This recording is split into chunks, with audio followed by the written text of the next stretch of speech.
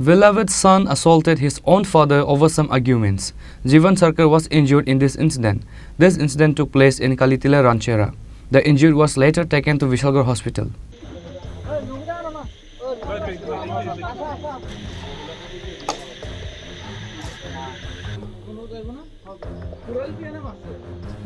It is learned that a son assaulted his own father over some arguments. Consequently, his father was injured badly on his head. Villagers immediately rushed to their house after hearing the father screaming. However, his son fled from the house before the villagers could reach. Incident took place in Kalitila Ranchera. The injured was taken to the Vishalgarh hospital.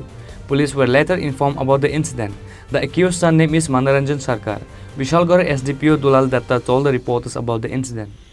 ঘটনা আমরা খবর পাইছি প্রায় 10টার দিকে যে রামছড়া কালীটিলা এখানে একটা ঘটনা হয়েছে এরকম যে ছেলে বাবার মারছে।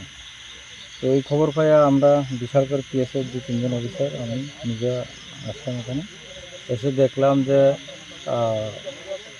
জীবন সরকার বয়স 55 ইনজুর্ড অবস্থা আছে, মাথায় ইঞ্জুরি আছে, শক্ত কিছু বা দা বা কিছু দিয়া বা লাঠি দিয়া মারছে, ইনজুর্ড পজিশনে। ওনাকে আমরা থানার গাড়ি দিয়ে শিফট করালাম বিশালগড় হাসপাতালে।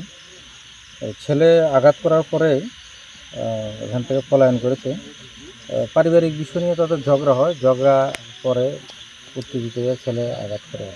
কি নাম স্যার ছেলে মানে অভিযুক্তের? মনোরঞ্জন সরকার। এখন কীরকম অবস্থা আছে জীবন সরকারের? জীবন সরকার তো এখন সিরিয়াস কন্ডিশনে আছে, মোটামুটি ইনজুরি আছে, বিশালগড় হাসপাতালে আছে, হাসপাতালে পাঠানো হয়েছে। The villagers were surprised to see such incident happen between father and son all of a sudden. As per the latest report, the injured father is still taking medical treatment at Vishalgarh Hospital. Reported by Jivan from Vishalgarh, Chini, Khorang.